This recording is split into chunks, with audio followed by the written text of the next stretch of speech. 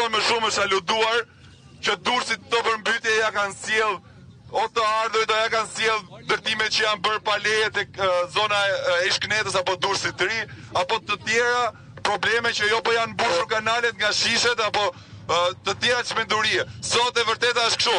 Durrësi ka qenë qyteti me rreshjet më pak nga të gjitha, vetëm 43 mm në krahasim me gjithë qytetet e tjera. Dhe është mbytur sikur më parë në histori. Në 30 vjet të gjithë qytetarët kanë thënë një zëri që nuk ka pasur kur përmbytje të kësaj përmasave. Askush, asnjëherë. Pa e vërteta këtu qëndron diçka tjetër. Unë nuk e di t'ja them si janë problemet nga ana teknike apo nga ana specifike e gjës. Ti them me gjithë inxhinierët apo miq që jam konsultuar që janë specialistë të fushës, apo të gjithë inxhinierët që kemi dëgjuar këto ditë në media. Këtu është një problem, është një gabim i njerëzve, është problem i korrupsionit, mënyrës se si janë të ndërtuar hidrovori i ri dhe kanalizimet që kullojnë qytetin. Këtu problemet kanë ndodhur vetëm në vitin e fundit. Nuk ka pasur probleme përpara këtyre të ishin të këtyre përmasave. Përmbytja e parë që ka shqetësuar banorët ka qenë janar 2025-s. Përmbytja e dytë ka qenë shtator të 2025-s dhe përmbytja e tretë më e madhe se këto të dyja është kjo janari të 2026-s. Duhet të jemi të gjithë të njëjtit mendim.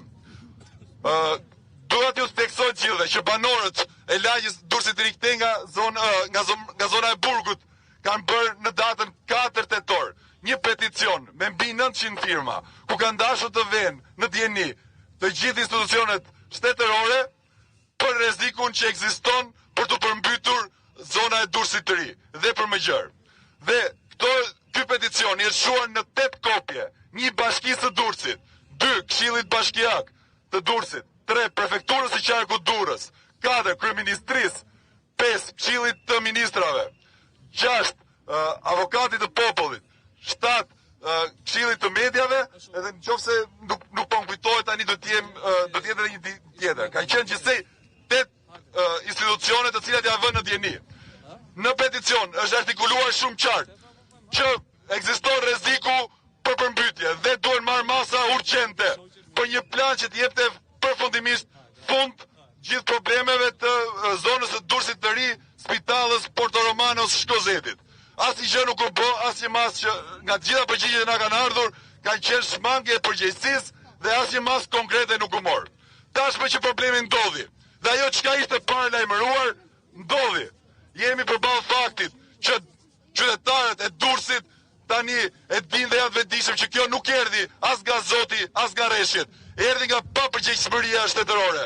Përgjegjësit të mbajnë përgjegjësinë e tyre dhe kërkojmë të dëshpërblen të gjithë banorët. Sepse kjo nuk erdhi nga fatkeqësia natyrore, por erdhi nga papërgjegjësia e shtetit. Dhe duhet patjetër të dëshpërblen në mënyrën e drejtë. Së dyti, duhet të kërkojmë bashkisë të Durrësit dhe qeverisë një plan masash konkret për të shmangur një herë për gjithmonë këto përmbytje, sepse në rreshjet e radhës do të jetë e njëjta situatë.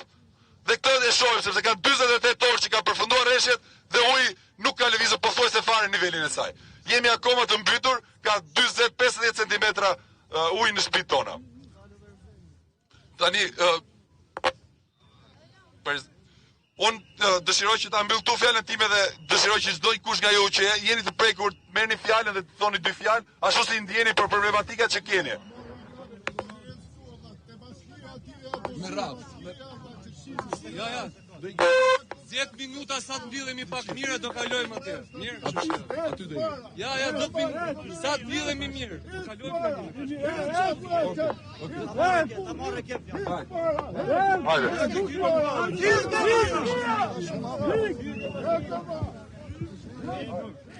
Kjo është situata atje, pra nis një marshim tani